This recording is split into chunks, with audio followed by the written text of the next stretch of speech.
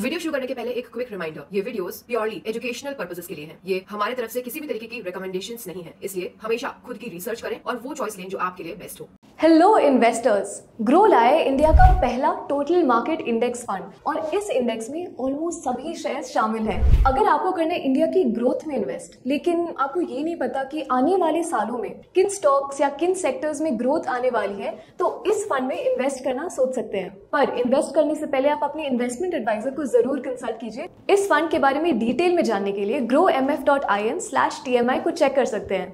Mutual fund निवेश बाजार जोखिम के अधीन है। योजना संबंधी सभी दस्तावेजों को ध्यान से पढ़ें।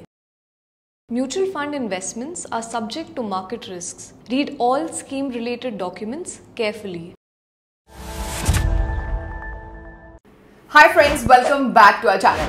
दोस्तों, आज ना आपके लिए एक बहुत ही इंपॉर्टेंट फैक्ट शेयर करना है। कई इक्विटी म्यूचुअल फंड स्कीम्स में माइक्रो कैप स्टॉक्स की वैल्यू शॉट अप हो गई है। सितंबर 2022 में ये थी ₹45,482 करोड़, ये हो गई है टू वोपिंग ₹60,229 करोड़ अगस्त 2023 में।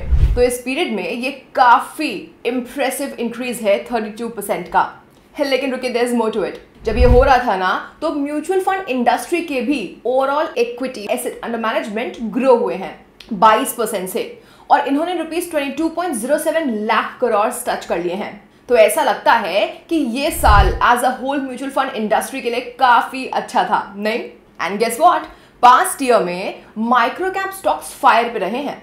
Nifty micro cap 250 total return index for example ने सिर्फ एक साल में एज ऑफ सितंबर 2023 एक फैंटास्टिक गेन देखा है 52.59% का। आप इस इमेज में micro cap 250 total return index के quarter to date, year to date, 1 year, 5 year और इंसेप्शन से रिटर्न्स देख सकते हैं। तो micro cap market segment both mutual fund investors और म्यूचुअल फंड के इमेजिनेशन को कैप्चर करते हुए दिख रहा है। लेकिन सवाल है कि क्यों mutual fund micro cap stocks में इन्वेस्ट कर रहे हैं, आखिर क्यों? और क्या माइक्रो कैप फंड्स इन्वेस्टर्स के लिए एक आइडियल चॉइस है? दोस्तों, आज के इस वीडियो में हम यही आंसर करने वाले हैं और हम ये भी समझेंगे कि क्या माइक्रो कैप फंड्स एक रिस्की इन्वेस्टमेंट है। चलिए डाइव इन करते हैं। लेकिन रुकिए, वीडियो में जंप इन करने से पहले अगर आपको वीडियो इंटरेस्टिंग लग रही हो तो एक थम्स अप देना बिल्कुल मत भूलिएगा। इसे शेयर करिए और ऐसे ही इंसाइटफुल कंटेंट के लिए हमारे चैनल को सब्सक्राइब कर लीजिए।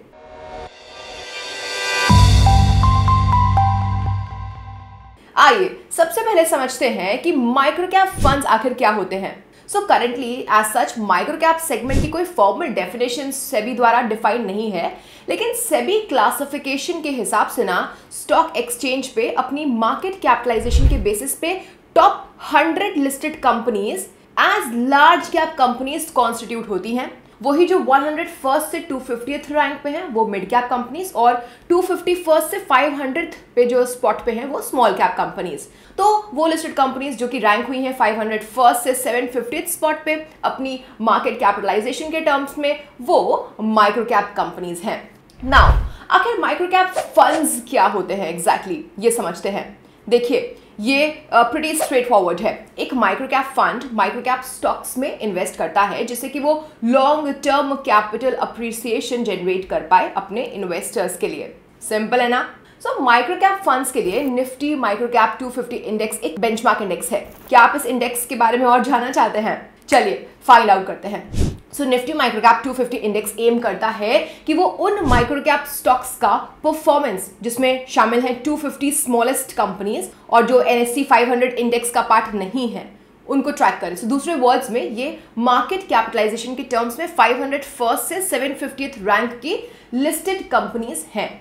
अगर हम बात करें इस इंडेक्स के टॉप 5 कॉन्स्टिट्यूएंट्स की, तो वो है Karnataka bank limited, Religare enterprises limited, Tamil Nadu mercantile bank limited, Ujjivan financial services limited and Himadri speciality chemical limited. Well, अगर हम सेक्टर एलोकेशन चेक करें तो capital goods sector top sector था जिसका 20.26% का एलोकेशन था। उसके बाद आता है फाइनेंशियल सर्विसेज सेक्टर जिसका 13.27% का एलोकेशन है, और फिर आता है केमिकल सेक्टर जिसका 7.54% का एलोकेशन है। अब जब आपको इस बेंचमार्क इंडेक्स के बारे में सब कुछ पता चल ही गया है, तो अगला सवाल है कि क्यों म्यूचुअल फंड्स माइक्रोकैप स्टॉक्स में इन्वेस्ट कर रहे हैं।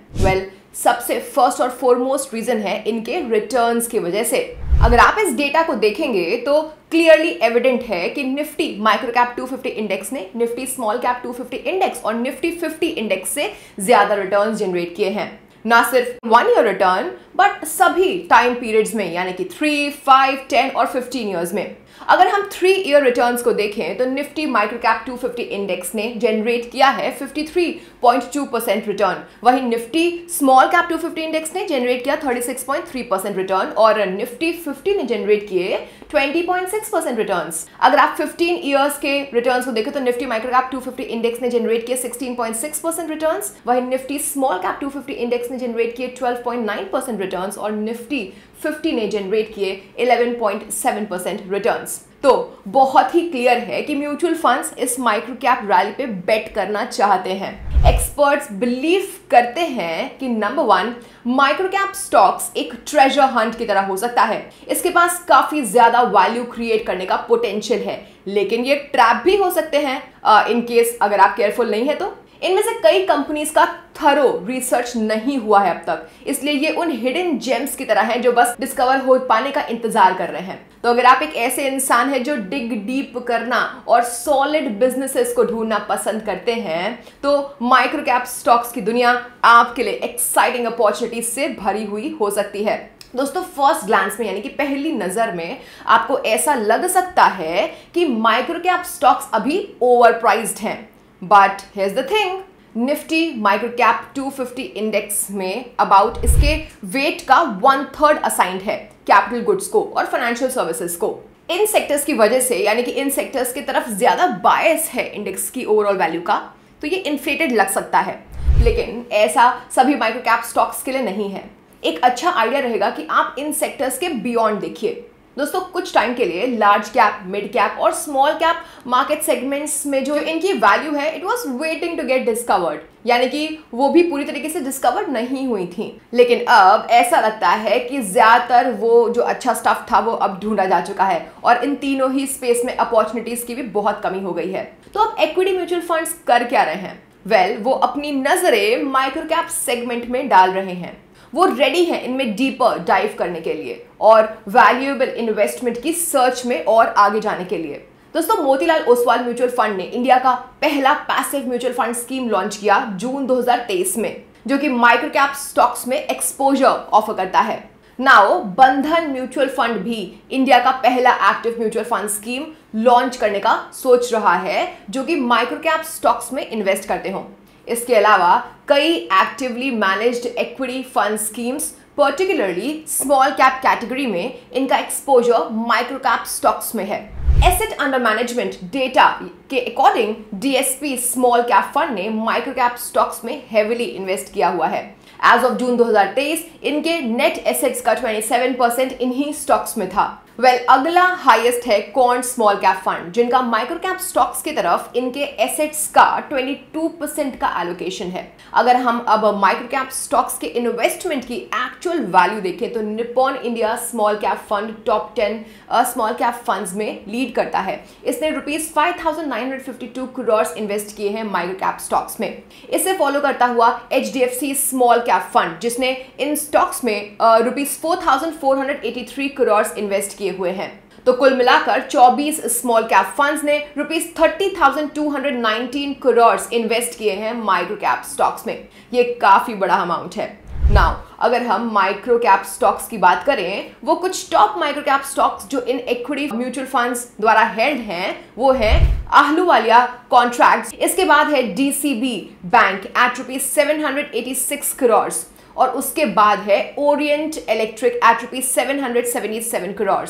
लेकिन आपको ध्यान रखना चाहिए कि ऑल्दो माइक्रो कैप्स के पास ज्यादा रिटर्न्स का पोटेंशियल होता है, लेकिन साथ ही इनके साथ हाई रिस्क भी आता है, जो आपको इन्वेस्टिंग के पहले पता होना चाहिए। तो आइए अब डिस्कस करते हैं कि माइक्रो कैप फंड से एसोसिएटेड कुछ रिस्क क्या है। दोस्तों, पहला रिस्क जो हमारे माइंड में आता है वो डेफिनेटली है लिमिटेड इंफॉर्मेशन का रिस्क। दोस्तों, क्या आपको पता था कि टॉप 500 कंपनीज बीएससी की टोटल मार्केट कैपिटलाइजेशन का 90% से ज्यादा अकाउंट फॉर करती हैं। ये बहुत ज्यादा है। ये जो बड़े प्लेयर्स हैं, market experts, research analysts, mutual funds और फॉरेन इंस्टीट्यूशन इन्वेस्टर्स इन बड़े प्लेयर्स पर क्लोजली नजर रखते हैं। तो जब बात इन बड़ी कंपनीज की आती है तो आपके पास बहुत ज्यादा इंफॉर्मेशन होती है इनसे रिलेटेड और आप स्मार्ट इन्वेस्टमेंट डिसीजंस ले पाते हैं। हियर इज द कैच, जब बात माइक्रो कैप स्टॉक्स की आती है ना, तो हमारे पास ज्यादा डेटा नहीं होता। तो क्योंकि ये स्मॉलर कंपनीज कई रिसर्च एनालिस्ट द्वारा क्लोजली ट्रैक्ड नहीं होती हैं, तो इन कंपनीज की सॉलिड इंफॉर्मेशन निकाल पाना काफी मुश्किल हो जाता है। Second risk micro cap stocks के साथ है कि ये ज्यादा प्राइस वोलेटिलिटी फेस करते हैं। जी हाँ, इनके प्राइसेस बहुत जल्दी और बहुत ऑफन अप और डाउन होते रहते हैं क्योंकि ये बहुत वॉलेटाइल इन्वेस्टमेंट है। इसका रीजन ये है कि micro cap stocks market condition से हाईली सेंसिटिव होते हैं। इनकी लो लिक्विडिटी होती है और ये नेचर में स्पेक्यूलेटिव होते हैं।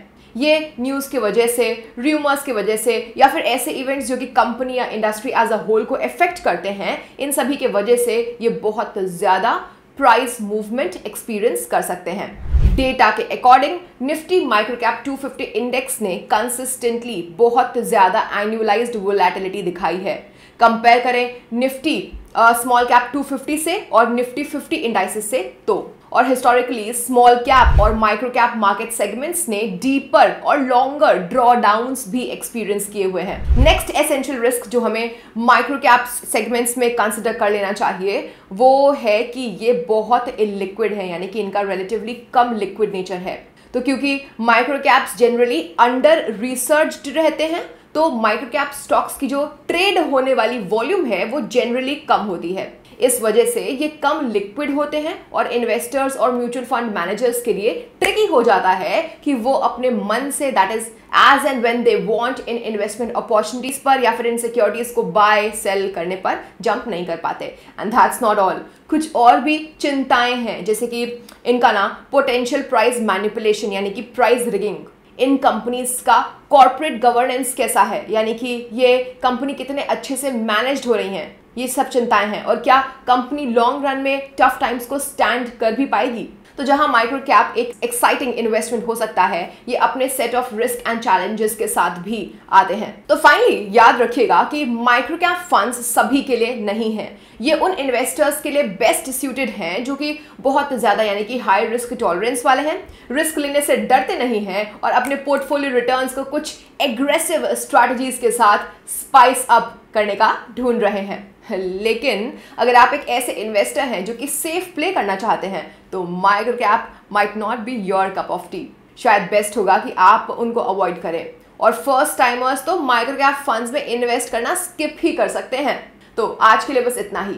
और हाँ, अगर आपको ये वीडियो हेल्पफुल लगी है तो प्लीज़ इसे थम्स अप देना मत भूलिएगा। इसे अपने दोस्तों के साथ शेयर कर दीजिए और हाँ, ध्यान रहे कि आप सब्सक्राइब बटन ज़रूर हिट करें और ऐसे ही इंसाइटफुल कंटेंट पाते रहें। मिलते हैं नेक्स्ट वीडियो में, तब तक के लिए bye bye and happy investing.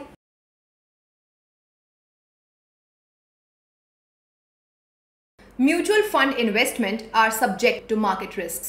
Read all the scheme-related documents carefully before investing. Mutual funds are not exchange-traded product, and Next Billion Technology Private Limited facilitates investment in mutual fund through BSE Star platform. Dispute with respect to mutual fund through our platform would have access to exchange investor redressal forum or arbitration mechanism.